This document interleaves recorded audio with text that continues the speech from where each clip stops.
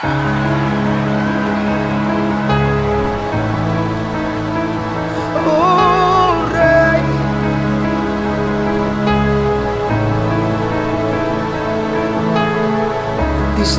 tu vida en el Calvario, moriste allí por mí, lo diste todo por salvarme a mí. Y bueno, como ya les dijo la hora el locutor, yo no se las voy a decir. Aquí estamos en el segundo bloque de esto que se titula Entre la ira y la misericordia. Tremendo, ¿no? No es de extrañar entonces que por toda la eternidad nuestras mentes, nuestros corazones se van a fijar en ese Salvador Jesucristo, porque hemos de vivir con Él por la eternidad. Y eso es lo más maravilloso que le puede suceder a un ser humano en esta tierra. Las obras de Dios son grandes y sorprendentes, mis hermanos. Dios es justo y es verdadero, y los actos justos de Dios terminan allí en la cruz, donde Cristo satisface las exigencias de la justicia de Dios. Esta es la maravilla de la cruz, que aquí vemos en la mayor medida de la ira y la más amplia medida de la misericordia, al mismo tiempo, en el mismo lugar, y todo por el mismo Salvador. En la cruz vemos la ira y vemos la misericordia. Tremendo es nuestro Dios, tremendo y grande. Y oí al ángel de las aguas que decía: justo eres tú, oh Señor, el que eres y el que eras, el santo, porque has juzgado estas cosas. Por cuanto derramaron la sangre de los santos y de los profetas, también tú les has dado a beber sangre, pues lo merecen. También oí a otro que desde el altar decía: ciertamente, Señor Dios Todopoderoso, tus juicios son verdaderos y justos. Este es el juicio para la gran ramera, este es el juicio para todos aquellos que se ríen hoy del verdadero Dios, que se dicen ser blancos y ser santos, pero adentro están llenos de huesos podridos. Dios es digno de alabanza por su misericordia paciente, y Dios es digno de alabanza también por su justa ira, porque un Dios santo tiene que manifestar su ira para todos aquellos que decidieron en su corazón no obedecerlo. La obra de Jesús en la cruz es una obra de misericordia, de paciencia y de amor. Acá vemos la paciencia de Dios esperando nuestro arrepentimiento genuino. Él no nos debía esta misericordia, no es un regalo merecido, es un regalo inmerecido. Cada uno de nosotros que aceptamos a este Jesucristo de gloria, a este Rey de misericordia, puede gozar esta misericordia hoy, si realmente está dispuesto a recibirla, a ejercerla y a compartirla. Porque para eso vino el Hijo del Hombre, para deshacer toda obra del diablo, mis hermanos. Y al incrédulo también le va a ser revelada la ira, esa misma ira que Dios desata en la cruz a través de Jesús. Esa misma ira va a ser desatada, la copa de la ira, como habla el Apocalipsis, ante todos aquellos que hoy le están dando la espalda. Sí, yo tengo, no sé, Mónica, ¿no? Es personal. Como amo la cruz, pero asimismo me produce un choque, me produce algo feo, ¿no? La cruz. Porque digo, gracias a la cruz, nosotros tenemos vida y vida eterna, gracias a la cruz. Dios manifestó su amor y su misericordia para con nosotros, pero tengo un choque con la cruz, porque digo, ¿por qué sufrió tanto mi Señor? ¿Por qué sufrió la persona que yo más amo, más adoro, más siento, pero no sé, no puedo amarlo tanto? Está mal empleado el término. No fue gracias a la cruz, fue gracias a Jesús. La cruz es un símbolo de maldición, Ale. Es como, por eso te produce ese cierto asquito, que también le produjo a él, porque el mismo rechazo habrá sentido Dios cuando clavaban a su hijo en esa cruz. Porque la Biblia lo dice: maldito todo aquel que es colgado de un madero.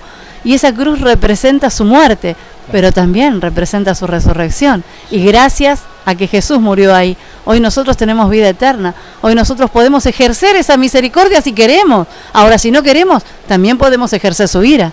Sí, pero lo que iba, porque hay muchos cristianos, ¿no?, que tienen por costumbre llevar una cruz. Y a mí particularmente, no estoy juzgando a nadie, me provoca rechazo muchas veces, ¿no? Porque digo, la persona que más amo, la persona que dio tanto por mí y tanto sufrió, en esa cruz, que yo pienso que asimismo amo el sacrificio en la cruz y asimismo me provoca algo, un rechazo, ¿no? Ese madero de tormento, esa, como decían los judíos, ¿no? Si eres hijo de Dios, bajate de esa cruz y vamos a creer en ti. Pero Él no se bajó por amor a nosotros. Y Él no nos juzgó. Él no dijo, Padre, voy a mandar fuego, lo voy a exterminar porque me hicieron esto y no me lo merecía. Dijo, Padre, perdónalo porque no saben lo que hacen. Él tuvo la misericordia. Creo que usó una de las palabras más fuertes que Él usó, que es una misericordia de otros reinos, ¿no? Y otros el Espíritu Santo lo voy a enviar. Por eso digo, la misericordia más grande, la misericordia más grande que Él pudo haber usado para con nosotros es primeramente llamarnos hijos y ser herederos de todas las cosas y coherederos con Cristo. Amén. Y darnos a nosotros lo que es esa paternidad, lo que es darnos todo lo que somos, los que recibimos el universo por herencia, porque somos hijos del Altísimo, y hijo del Soberano, hijo del Santo, ¿no? Tenemos el Padre Celestial, es el Rey y Señor de todas las cosas, porque mía es la tierra y la plenitud de ella, dice el Señor. Por eso dice la palabra que nos llamó hijos, tiene tanta misericordia, tanto amor de habernos llamado hijos a nosotros, pero mandarlos el Espíritu Santo, el Espíritu de Dios, porque sin el Espíritu Santo no somos nada. No podemos decir que somos cristianos si no está el Espíritu de Dios en nosotros, porque el Espíritu Santo es el Paráclito, es el Consolador, es la promesa más grande, es Dios mismo. No es la parte más débil de Dios el Espíritu Santo. Al contrario, hermanos, ténganle temor al Espíritu Santo, porque el Espíritu Santo dice, todas las cosas van a ser perdonadas, menos la blasfemia contra el Espíritu Santo. No va a ser perdonada ni en esta vida ni en la venidera. El Espíritu Santo de Dios, hay que tener respeto, hay que tener temor de Dios hacia el Espíritu Santo, porque Él se contrista. El Espíritu Santo es Dios Todopoderoso. El Espíritu Santo abrió el mar. El Espíritu Santo resucitó a nuestro Señor Jesús. El Espíritu Santo vino sobre María y fue engendrado nuestro Señor. Por eso dice el Padre, el Espíritu Santo, el Espíritu de la verdad, el Espíritu de Dios, es Dios Todopoderoso. Por eso dice la palabra de Dios que hay otra manera de la misericordia, que es la fe, porque la fe sin el Espíritu Santo tampoco puede hacer nada. Y dice la palabra de Dios, que lo vamos a leer, que está como se llama en Hebreos. En Hebreos dice, por tanto nosotros, también teniendo alrededor nuestra gran nube de testigos. ¿Quiénes son estos testigos? El cielo, los ángeles. No, nosotros. Ahora sí, ¿Nosotros mismos? ¿Estás seguro? Sí, ahora te lo voy a demostrar. Bueno, aprendo algo nuevo. No, por supuesto. En Hechos 1:8, vamos a leer primero el 12, y dice, por tanto nosotros, también teniendo alrededor nuestra gran nube de testigos, desprendiéndonos de todo peso y del pecado que nos asedia, corramos con paciencia la carrera que nos es puesta delante, ¿sí? Y dice, fijando nuestros ojos en Jesús, el autor y consumador de la fe. Esa fe que le estoy hablando, que es la misericordia, es la fe, esa fe que es poderosa, esa fe que nosotros podemos decir, como dicen muchos, yo tengo fe, creo en Dios. No, sin Jesucristo no tenés fe, porque no conoces al autor y consumador de la fe. No podemos decirle que somos hijos de Dios si no tenemos a Cristo en nuestros corazones, si Él no fue recibido como Señor y Salvador. Dios no nos dio ninguna potestad si no viene Cristo a nuestra vida, a nuestro corazón. Y Él nos da potestad para ser llamados hijos suyos, por misericordia, por poder. Y la palabra de Dios dice, fijando nuestros ojos en Jesús, el autor y consumador de la fe, el cual por el gozo puesto delante de él soportó la cruz, menospreciando la vergüenza, y se ha sentado a la diestra del trono de Dios. Bueno, ese es el autor y consumador de la fe. ¿De dónde nosotros vemos los testigos, los que recibimos el Espíritu Santo, lo que vimos el poder del siglo venidero, lo que es gustar el fuego y la unción del Espíritu Santo, que la palabra de Dios dice acá en Hechos 1:8, pero recibiréis poder cuando venga sobre vosotros el Espíritu Santo, y me seréis testigos. Y me seréis testigos, dice la palabra de Dios. Dice, pero recibiréis poder cuando venga sobre vosotros el Espíritu Santo, y me seréis testigos, no solo en Jerusalén, sino en toda Judea y Samaria, y hasta lo último de la tierra. Por eso dice la palabra de Dios, quedaos aquí, hasta ser investido de poder de lo alto.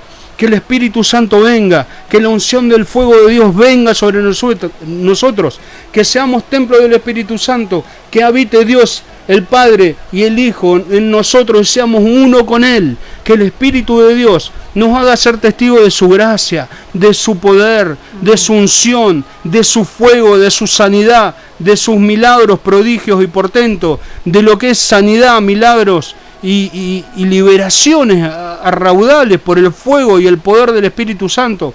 Por eso dice la palabra, por tanto vosotros también, teniendo alrededor nuestra tan grande nube de testigos, porque cuando vino el Espíritu Santo, y yo estoy convencido, hermanos, que usted que está escuchando ha recibido sanidad, ha recibido liberación, ha visto la gloria de Dios obrar en su iglesia o por medio de usted, porque ha puesto manos sobre los enfermos, en el nombre de Jesús ha echado fuera demonios, ha visto la gloria de Dios, hermanos, por misericordia estamos en este lugar nosotros, porque si no vino una hermana y ha orado por mí y no me ha echado fuera el demonio, yo no estaría acá, estoy por misericordia. Si no hubiese ido a la casa de mi hermana Mónica y Dios hubiese obrado este milagro en ella, nosotros no estaríamos acá.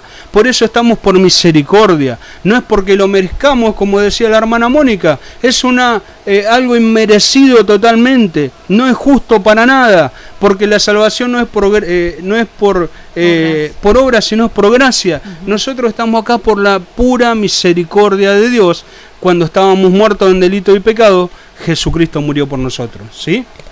Así es, y tenemos que tener en cuenta también que las personas que no creen en Jesús también experimentan la misericordia de Dios. Ellos la están experimentando en estos momentos y lo podemos saber porque están vivos. Dios todavía no ha actuado en el juicio final hacia ellos. ¿Y qué pasará cuando la misericordia de Dios llegue a su fin y todo lo que quede sea el juicio y la ira?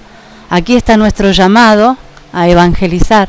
Aquí está lo que está diciendo nuestro hermano, llevar las buenas nuevas del Evangelio de la gracia a las personas que día a día siguen presumiendo de la misericordia de Dios, pero no se dan cuenta que esta misericordia viene de Dios, sino que creen que es un mérito humano. Dios no quiere que nadie perezca para enfrentarse a la justicia irada de un Dios que tiene que revelar su ira contra el pecado. Y muchos se preguntan, ¿existe el infierno? ¿Va a ser un lugar de tormento eterno? ¿Es cierto? ¿La persona está consciente en el infierno? Y preguntar, hermanos, si existe el infierno es preguntar si Dios es verdaderamente santo. Si realmente será santo frente al pecado.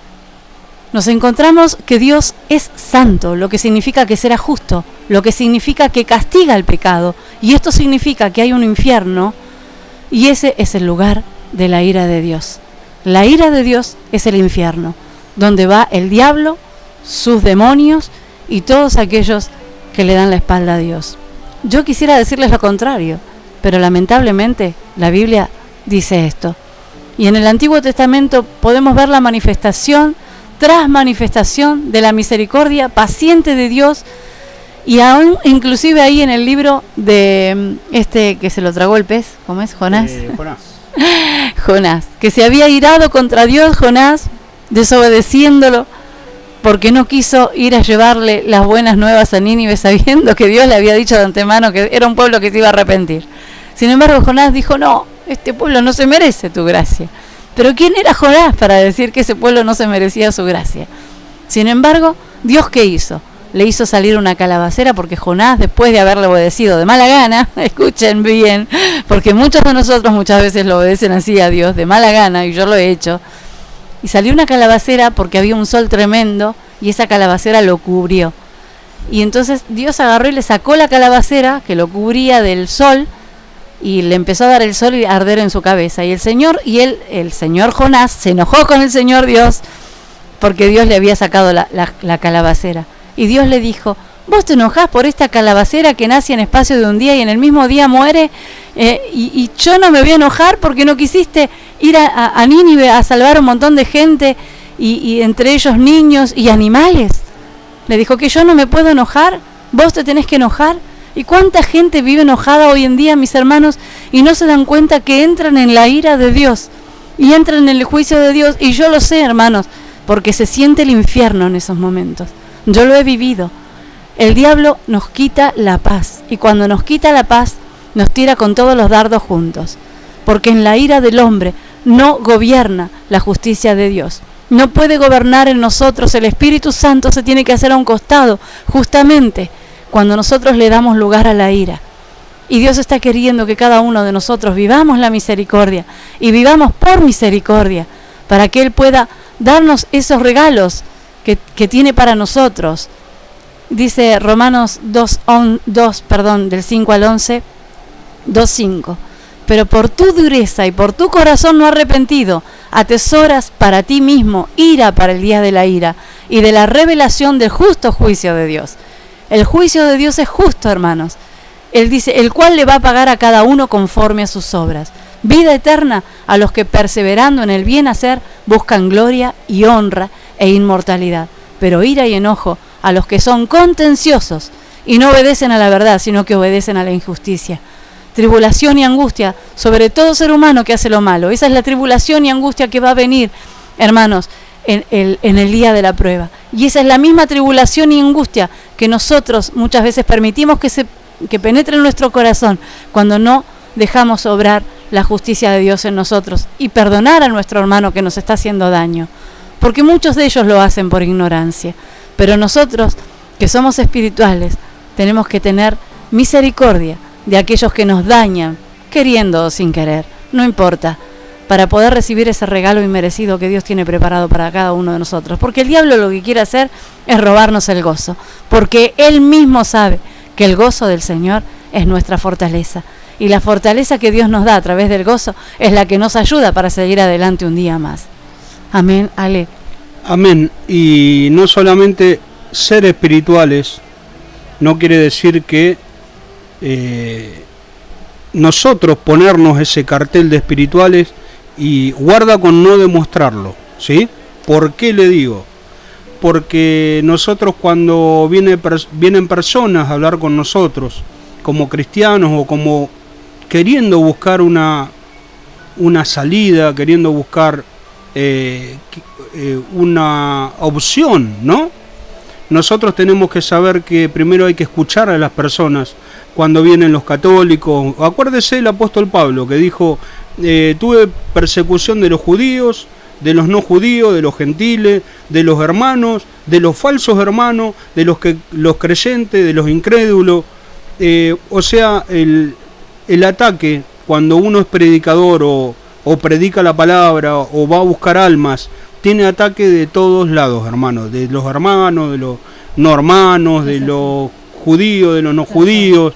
Pero hay un tema, que nosotros tenemos que tener misericordia y somos pescadores de hombres. ¿Qué pasó con el gadareno? El endemoniado, sí, que estaba en ese lugar, ¿no? Dice que el Señor echó fuera a los demonios que tenía, los cerdos se tiraron al despeñadero, y esta persona estuvo en su sano juicio en sus pies, y vieron todos, la ciudad se había agolpado para ver lo que había sucedido, por lo de los cerdos que habían hablado, los que los pastoreaban, ¿no? Y dice que vieron a esta persona endemoniada en su sano juicio al lado de Jesús. Y lo que le pidió este hombre era: Señor, quiero ir contigo. Y él dijo: no, ve a tus familiares, ve a las ciudades y diles lo que Jesús hizo, lo que el Señor hizo con tu vida.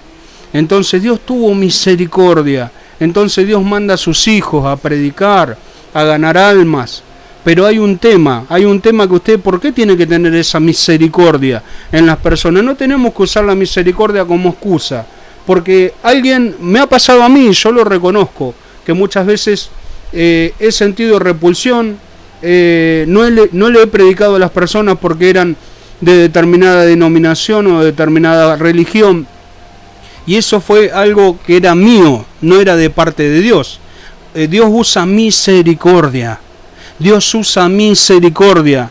Entonces nosotros no tenemos que pensar, no tenemos que usar la misericordia, porque la misericordia no tiene entendimiento, la misericordia no se basa en la realidad, no se basa en el juicio humano, sino que se basa en la misericordia de Dios, que hace salir el sol sobre buenos y malos. Y la palabra de Dios dice usar la misericordia, y aquel que tenga misericordia adquirirá y recibirá misericordia. ¿Por qué debemos tener misericordia de las personas? Acá vamos a ir a 2 de Corintios 4, 4. Dice: y si nuestro evangelio aún está encubierto, entre los que se pierden está encubierto. Quiere decir, está vedado, tiene una venda que no los deja recibir el evangelio. Y fíjese lo que dice la segunda parte: en los cuales el Dios con D minúscula, ¿no? Porque Dios es nuestro Dios, que va con D mayúscula, que es lo más glorioso que puede existir, el único Dios verdadero. Pero acá habla del Dios con D minúscula, el Dios de este mundo. Cegó las mentes, que es Satanás. Dice: cegó las mentes de los incrédulos para que no les resplandeciese o resplandeciera la luz del evangelio de la gloria de Cristo, que es la imagen de Dios. Por eso, si el enemigo, el diablo, cegó su entendimiento, puso una venda en sus ojos para que no le resplandeciera la luz del evangelio, para que no reciban, es como que les tapa los oídos, les tapa la mente, les tapa el corazón, para que no puedan recibir la palabra de Dios, porque dice: conoceréis la verdad y la verdad los hará libre. Ahora, cuando la palabra penetra el corazón, penetra tu alma, cuando el Espíritu Santo empieza a obrar, porque dice que Él no se glorificará a sí mismo, sino que me glorificará, dijo Jesús, y tomará de lo mío y lo hará saber. El Espíritu de Dios, cuando toca las vidas, toca las almas, las hace libre. Por eso dice: si el Hijo de Dios te hace libre, serás verdaderamente libre. Porque una vez que las personas reciban a Cristo como Señor y Salvador, Dios le da potestad para ser llamados hijos suyos, y le da herencia, le da eternidad. Ustedes no saben, hermanos, que Cristo va a venir, y dice la palabra que en el cielo hay lugares donde los ángeles están preparando ropas resplandecientes. Dice la palabra que vamos a tener un nuevo cuerpo glorificado como lo tiene Jesucristo, que Él nos va a dar un nuevo nombre, que vamos a ser glorificados como está Jesucristo, que vamos a recibir la vida y la vida eterna, que muchos por la puerta ancha son los que entran en el camino en la perdición, como hablaba la hermana Mónica, y se van al infierno. Pero ese no va a ser el final va a ser cuando Él nos venga a juzgar. Entonces dice que hay un lago de fuego que va a ser donde la muerte, el falso profeta y el diablo y todos los que no quisieron creer en Jesucristo van a ser tirados al lago de fuego. Pero nosotros, como hijos de Dios, tenemos que ir a predicarle. Dice que Dios no hace acepción de personas. Amén. Dios hasta el último segundo, como hizo el que estaba en la cruz, trató de salvarlos, y vamos a tratar de salvarlos como iglesia. Tenemos que ir a predicar. Ellos no caiga sobre nosotros por no haberle predicado. Que no haya un solo enfermo que nosotros no le hayamos impuesto las manos. Tenemos que tener misericordia de ellos. ¿Cuántas veces nosotros, por comodidad y estar en nuestra casa, y te dicen: vamos, que hay algún enfermo? No vamos, tenemos que ir y orar por esas personas. No tenemos que meternos en nuestra mentalidad humana de decir: no vamos por esto, no vamos por el otro, por nuestros prejuicios. Tenemos que usar la misericordia de Dios, que está hablando la hermana. Amén. Dios bendiga sus preciosas vidas. 5 minutos nos separan de las 19 horas. Vamos a finalizar el segundo bloque, y en un ratito nada más venimos con el tercero y último. Y los dejo con este tema, Espíritu Santo, de Marcos Brunet. Acá tenemos varios temas nuevos y este es uno de ellos. Bueno, bien. Ahí vamos.